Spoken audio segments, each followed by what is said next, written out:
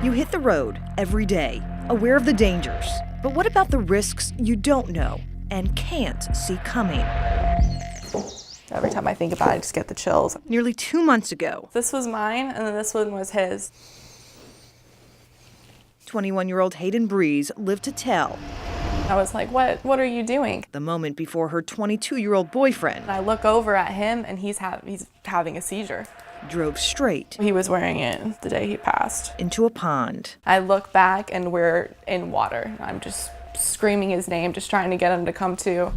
Across Florida, medical emergencies have contributed to more than 8,000 crashes in the past 3 years, according to crash reports. Being medically unfit is just as bad as being under the influence of drugs or alcohol. Hillsborough County Deputy Milo Milovich investigates the cause of car crashes. Medical, he says, is hardly unusual here. Epilepsy or seizures, uncontrolled diabetes, dementia, loss of consciousness, to name a few. But we discovered a statewide program created to keep the medically unfit from driving in Florida has hit some bumpy roads.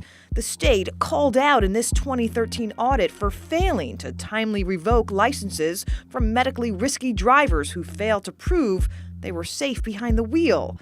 One driver deemed incapable of driving didn't get his license revoked for more than a year. It's system failures the state blamed on human error and vowed to fix with automated systems. But fast forward to this year, and we found another state report showing nearly the same problems. In fact, of 50 cases examined by auditors, follow-ups didn't occur in nearly 20%, leaving medically risky drivers still licensed to share our roads. And that's dangerous. Orlando neurologist Dr. Ira Goodman serves on the state board that decides who's medically unfit to stay licensed. Are you surprised at these findings? No, based on the number of drivers we have. Right now, the state is monitoring nearly 75,000 medically risky drivers. We can't tell you how often it fails to follow up on them.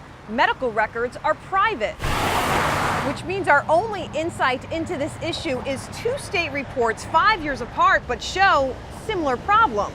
This is the Dear David journal I wrote. The night David Lemon-Tagney sees behind the wheel, he never woke up. Every time I miss him or just want to talk to him, I'll go on for pages sometimes. Hayden knew of 2 prior seizures. On 3/12/18, my life changed forever. The State won't tell us if it knew David's history It happened right in front of me. or any other drivers whose medical story I miss him so much. Everything reminds me of him. it can't afford to lose track of. So here he lives in my thoughts, random memories, anything I feel.